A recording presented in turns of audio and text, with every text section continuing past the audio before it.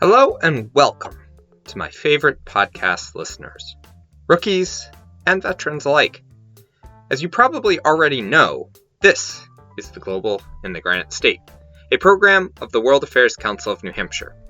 My name is Tim Horgan, and I am your host for this series, as well as the Executive Director of the Council. For those of you who are listening for the first time, we aim to provide our audience with key insights to issues driving the world today, as well as highlight personal experiences and talk about the importance of global understanding. We at the World Affairs Council of New Hampshire believe that global connections and understanding lead to a more peaceful and secure world for us all. Thank you to you all for listening to our programs, and we hope you find good value in our efforts. In addition, I would like to thank all of our wonderful members, donors, supporters, and sponsors. As a community-supported organization, we can only continue to bring our engaging programs through your generous support. If you would like more information on how to support our programs, please feel free to reach out to council@wacnh.org or visit our website at wacnh.org. A special thank you to our wonderful podcast supporter, McLean Middleton, for helping us to ensure these global conversations continue. McLean Middleton is one of New England's premier full-service law firms with over 100 attorneys throughout offices in New Hampshire and Massachusetts. McLean Middleton's attorneys have been providing trusted legal services to businesses throughout the region for over 100 years. Learn more at mclean.com.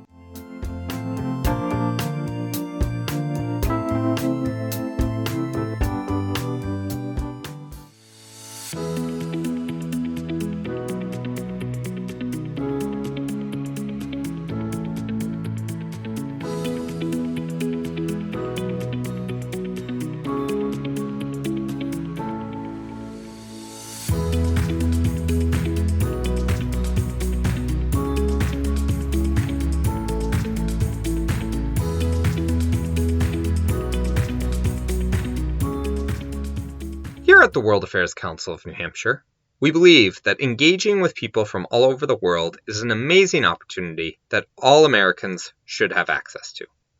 This is why we try to have our international guests who visit through our exchange programs meet with as many people as possible while they are here in the state. The chance to exchange ideas, cultures, and bust myths is vital to building the relationships necessary to strengthen global understanding and connections. These short-term interactions, however, should only be a starting point and can lead to further connections and visits. While it is beneficial for our New Hampshire-based hosts to meet these people, it is only through international travel that transformational experiences can occur. Here, I don't mean going to an all-inclusive resort for a week where you never leave the comfort of your resort, although those trips are great for relaxing and getting away, but rather trips and experiences where you embed yourself into the community. This type of experience comes in a number of forms, including Peace Corps, volunteerism, gap years, and study abroad. Today we are going to focus on the power of study abroad, with the understanding that not everyone can access these experiences, but the lessons ring true for other programs like Peace Corps that anyone can take advantage of. And my belief has always been that exchange can change the world. One person at a time, one small footstep and footprint at a time, it can really change our viewpoints. That is Lisa McAdam Donegan, co-founder of Global Education Partners, a consultancy based in Boston, Massachusetts. Quick side note here, to be filed in the It's a Small World category, Lisa worked in the Study Abroad office at the University of Connecticut, including in 2006 when I did my own study abroad to Monterrey, Mexico. We did not know each other then, but it was a unique connection that we quickly bonded over. Okay, back to the story. Now, not only can international exchanges change our viewpoints, it can change how we fundamentally view ourselves. I took some time to talk with Lisa and her business partner, David Christie, about their own experiences of international travel and the changes they see in students they have worked with across the years. First, let's dive a little into both of their backgrounds, which will highlight the different paths people can take to begin their global experiences and prove right off the bat that anyone at any age can get involved. So I come from a business background. I grew up in business. My family owned a 24-hour day restaurant. So I was around business when the restaurant closed, went on to work for major corporations like Frito-Lay, PepsiCo Incorporated, worked for Bank of America. While I was good at it, I just wasn't enjoying it. And I came home one day and I said, you know what? I wanted to go back to school. I liked history. I liked kids, students, and I felt the need to teach. I wanted to go back to school. I said, you know what? I wanted to be a secondary education teacher. So I went back to school, and my goal was to be a history teacher in high school. And when I was doing that, I had an opportunity to go abroad to study abroad at Oxford for a short stint. I was like, oh, I'm a little bit older. I can't be doing that.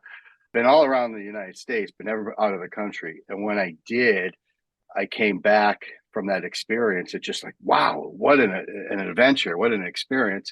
I came back. The school asked me to write an article for the school newspaper, asked me to do a couple presentations to help encourage other students to go. And me not, being a non-traditional student, I did that. Next thing I knew, they were asking me to offer me a part-time job in the study abroad office to help students. I was like, okay, I could do that while I student teach. I thought it was a good opportunity. When I started doing that, it was like, wow, I really enjoy this. This is fantastic.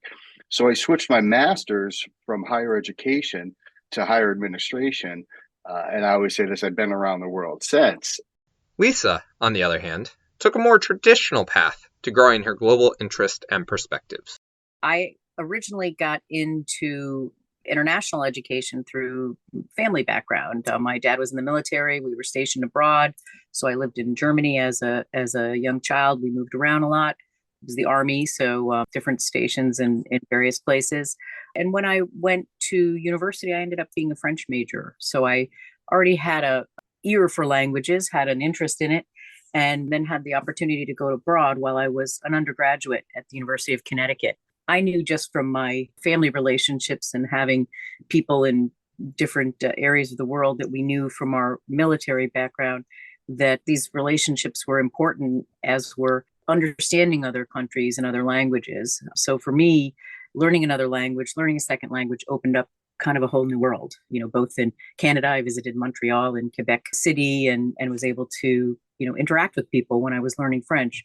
Then when I had the chance to be abroad for a year, for a whole academic year with the university, it really was a change from just being a visitor someplace to actually being a part of the culture, to being someone who was really involved in the politics, in the history, in the student life, in the personal life, and then meeting friends there who were French and also from other parts of the world. I realized that, really language did open up a whole new way to connect with people and communicate. So I think that's really what I learned at that earlier time. I took that love and basically was trying to decide what to do for graduate school and ended up going back to UConn and getting involved with the study abroad office there.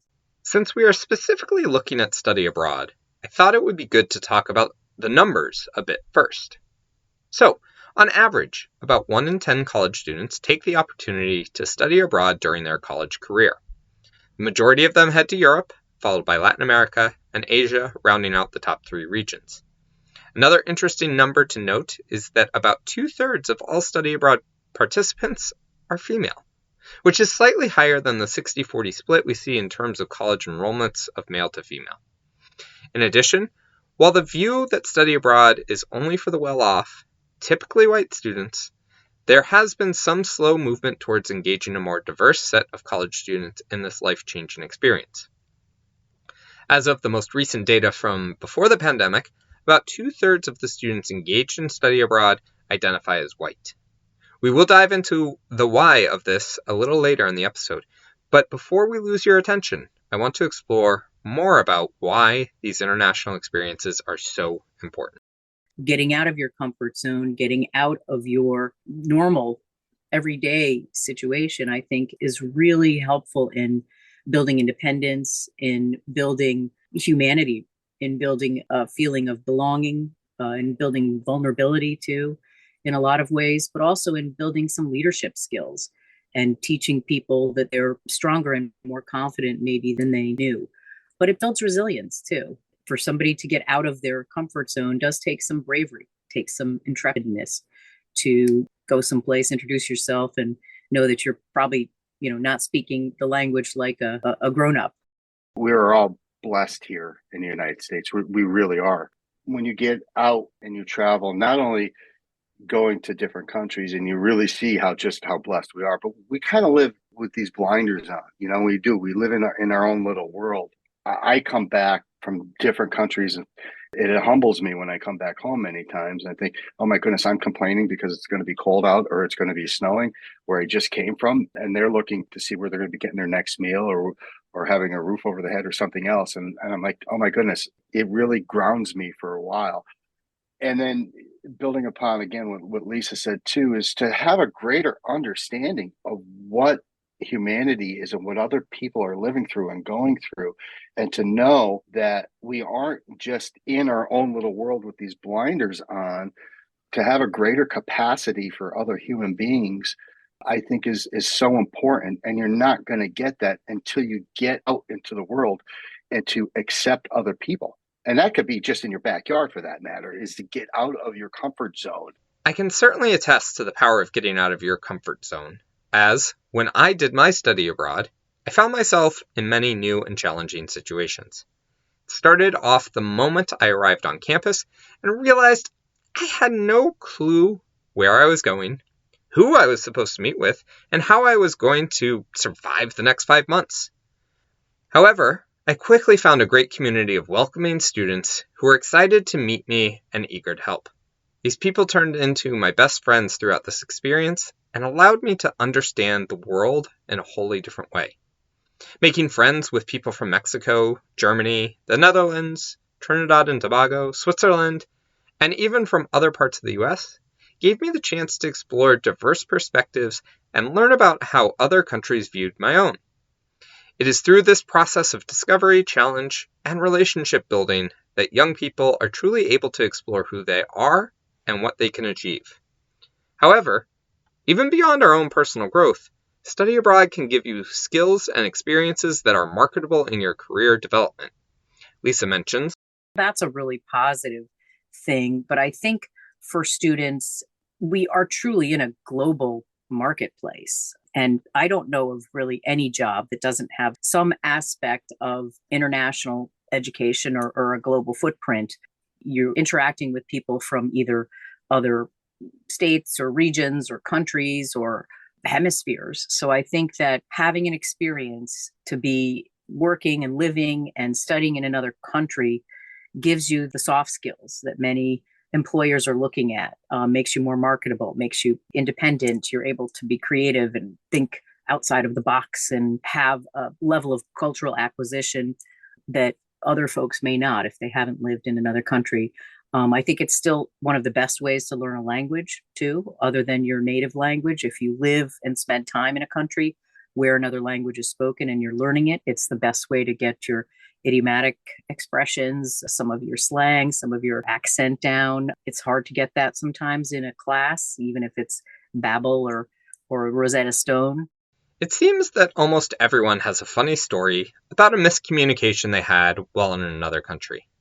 I still remember one of my high school Spanish teachers talking about how he was on his study abroad and asked his house mother for some sopa while taking a shower. Taking this as a great teaching moment, she brought him up some soup, what he actually asked for, rather than the soap he thought he had asked for. A friend visiting me in Mexico used caliente instead of calor when trying to say he was hot, which elicited a very strange look from our cab driver. For those of you who may not know the difference, when used to describe a person, caliente does not refer to temperature, but rather a feeling of sexual attraction. Lisa and Dave each have their own stories too. Well, I had one that stands out, was actually during my time abroad, so a few years ago, and I was fortunate enough to live with a host family. So this is in France, in Rouen, outside of Paris, about 45 minutes. It was a middle-class family, nice family, and they would have their older kids usually come over for family dinner on Sundays. I had a roommate there, another one of my American college mates was in the home with me, and This was probably in, I would say, the late fall. We had all been to a wedding with the family and things were great. I, had taken 5 years of French in high school and was feeling pretty confident in my French ability. That had changed slightly when I got there, but I was still thinking, oh, yeah, I'm really good at this. So we were down at the family dinner table for our meal, and somebody had asked us a question about Tour de France, so a tour of France. I was really enthralled because I was really interested in the Tour de France bike race. And at that time, Bernard Hinault was the leader. And I was kind of going on and on about this bike race and really thinking, wow, they're spellbound. My French is so good that they're mesmerized by my story. And I'm thinking, wow, this is great. I'm actually thinking in French, and I'm, kind of going on and drinking a little red wine. And then I realized my friend was looking at me across the table and kind of giving me the high sign, like, what are you talking about? And she just kept going, okay, slow it down. And I realized that they had actually been asking about whether or not we as students were going to do a tour of France, not the bike race, not the international competition. It was really just a question that they wanted, probably not a very long answer on, but so they had no idea what I was talking about. They weren't really that interested in the Tour de France as a sporting event. Before sharing Dave's experience, I just have to jump in with my own. As I was preparing to go on this amazing adventure, I needed to get my visa taken care of. So I headed to the Mexican consulate in Boston to take care of it, and somewhere along the way, I lose the pictures I needed. They very nicely instructed me to go down the hall, get new pictures, and come back. As I sat in the waiting room, I thought this would be a great time to test my Spanish comprehension skills, so I tried to listen to the conversations going on around me. I could barely make anything out, but figured there was just too much noise. I was then called into the room to get my pictures taken. I met a very nice and patient woman, whom I could not understand a single word coming out of her mouth. We get it figured out, and I get the pictures I need, but I leave feeling like I am never going to survive Mexico as I could not understand anything anyone was telling me. Fortunately, as I left the room, I happened to look at the door and noticed, for the first time, the Brazilian flag. A huge wave of relief came over me as I realized everyone in there was speaking Portuguese, and that is why I was unable to understand. When I arrived in Mexico, I did realize that I was able to communicate, even if most people thought I spoke the equivalent of first grade Spanish. However, when I left, many people commented on how fluent I had become. Dave has a great story of communication when you don't know the language. As we were walking down near this beach line, there was a couple old men sitting on a bench. And as we were walking by, I motioned to them. I said, I just saw these two old men looking out at the ocean, and I motioned like with my hands that I wanted to take their picture. So they understood that, and they didn't mind. They kind of sat up a little bit, and I got my camera out and I took their picture, and they got a kick out of it. And we went to the site visit, and then on the way back, they were still sitting there, and another older gentleman now was sitting with them. I said, oh my goodness, it's so cool. Now in Greece, they have what they call these worry beads. I'm not sure if you're familiar with what worry beads are. They're these beads on a string. And in Greece, they flip them and they hold them in their hands and they just walk around with them. And they have a way that they flip them and hold them in their hands. And I sat down on the bench and I said, ask them if it's okay. I want my picture taken with these old men. And the translator said, yeah, and they got a kick out of it. Here's this kid. And they were not a kid, but here's this man. He wants to sit down with them. So they said, yeah. So they took my picture. And as I'm sitting there, the one gentleman, he has these worry beads and he hands them to me and he's teaching me, trying to show me how he flips them in his hand. And I'm trying. After a couple minutes, I can't do it. I can't do it. So I go to hand them back to him. And he's like, no, you give them back. And he starts talking to me and I don't understand what he's saying. I said, no, I can't do it. And give them back.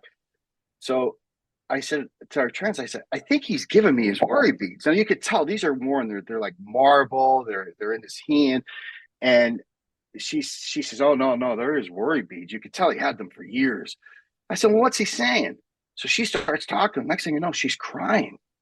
I was like, oh, my goodness, what's going on? She goes, he wants you to have his worry beads. I was like, oh, no, I can't. He insisted that I have his worry beads. Now, I didn't speak his language.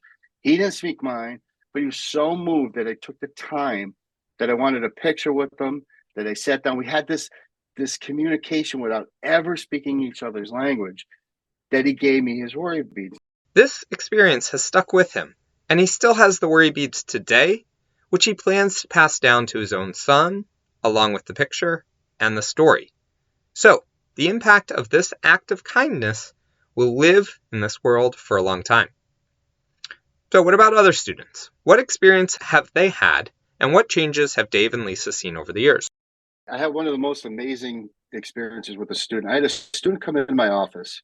She was going to Japan. She was an Asian student herself, but she wasn't born there, but her parents were. And she came into my office and she was very reserved, hardly made any eye contact. And she told me that she wanted to go. And you could feel being in this position and dealing with students for all these years, I could just tell, oh man, this student is going to have a difficult time. So as one of the questions, I was like, oh, well, why do you want to go there? She said, well, she wanted to get out of her comfort zone. I said, well, that's one way of getting, you're really going, you're going on the other side of the world. And she said that she gets homesick.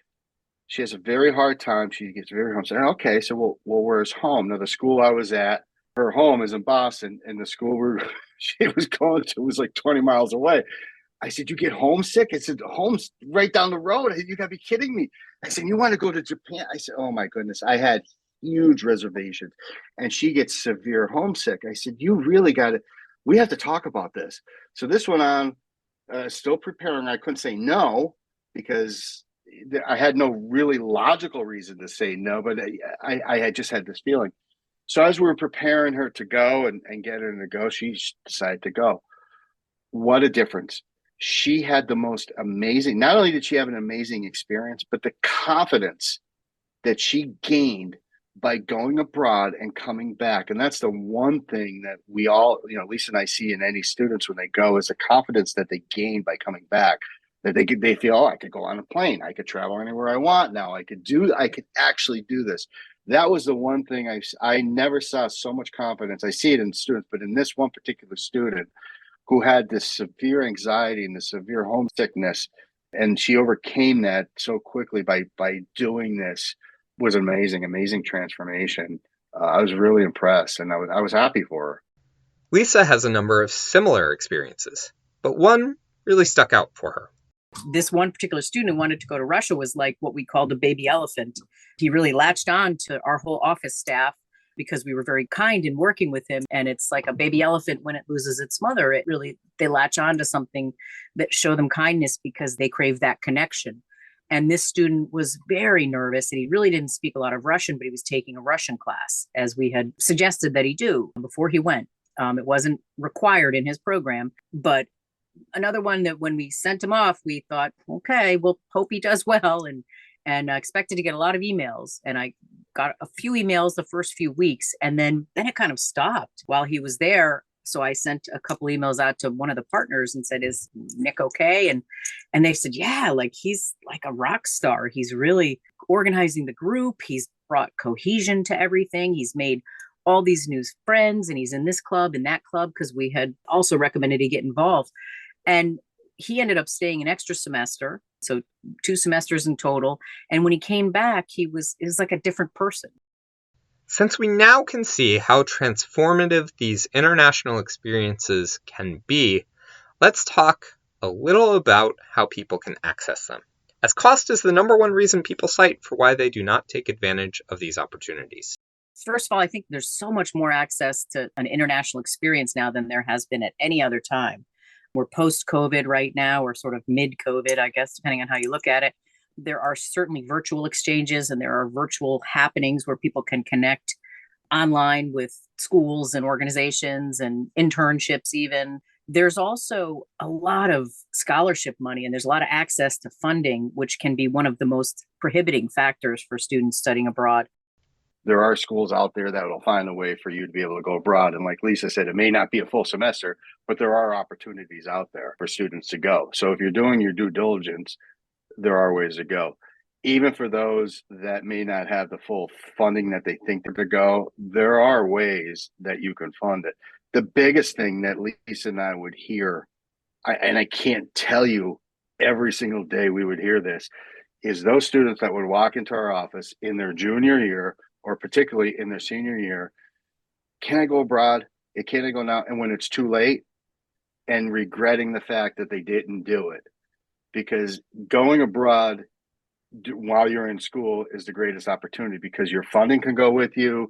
All the funding opportunities that you have, it goes with you while you go abroad, Yeah. at least from an aspect of government loans and things like that. So it's much easier in that aspect than it ever has been. I will link to some of these funding opportunities in the show description, as I do believe that time abroad is fundamental to creating a well-rounded global citizen. However, we know that enrollments in universities are declining, so fewer and fewer people have the opportunity to go on study abroad in college because they simply are not tied to a university. This, however, does not mean they cannot find ways to get an international experience. But I think the other aspect is that for students who don't choose to pursue higher ed in a traditional sense, so students who are going and getting practical training, electricians, welders, plumbers, the allied health professions, other areas, most of these areas, banking, finance, most of these areas are working with businesses, and certainly in some cases, very large multinational businesses that have offices in other countries. So understanding another language, understanding a culture will help potential employers get jobs, first of all, but also if they're willing to go and live and move overseas because their company would send them and fund them to go live over there, those opportunities abound. I was just speaking with a young relative who's in Switzerland with Merck Company. He's a scientist, but there's also welding positions for students that are doing welding programs. There's a shortage of welders, there's a shortage of electricians and manufacturing jobs all over the world, so that students and high school students or people who are looking into these areas can certainly find potential internships, potential work after they get employed, because there might be people who don't want to have that opportunity and may not think of it as positive opportunity if somebody were to propose that they go abroad. But I think having that chance is just something that, where at all possible, our young people and our citizens should take advantage of that, because I think it also helps you understand, where you come from. Being abroad and being outside of your comfort zone helps you understand, the equity that we do have in the U.S. In addition to internships and work abroad, there are programs like the Peace Corps, Teach English Abroad, cruise ship work, farm work, and many other opportunities for people to get abroad, meet others of different backgrounds, and make a living. Truly, the only limit is your imagination and desire to make this happen. In the end, we see, hear, and experience the benefits of international relationships, understanding, and connections each and every day at the World Affairs Council of New Hampshire. And I'm sure you do as well, even if they are not directly in front of your face. Having the opportunity to explore different cultures, perspectives, backgrounds, and places gives you a unique insight into the world and helps you better understand and prepare for a global future. Whether you like it or not, the world impacts you, and you avoid understanding it at your own risk.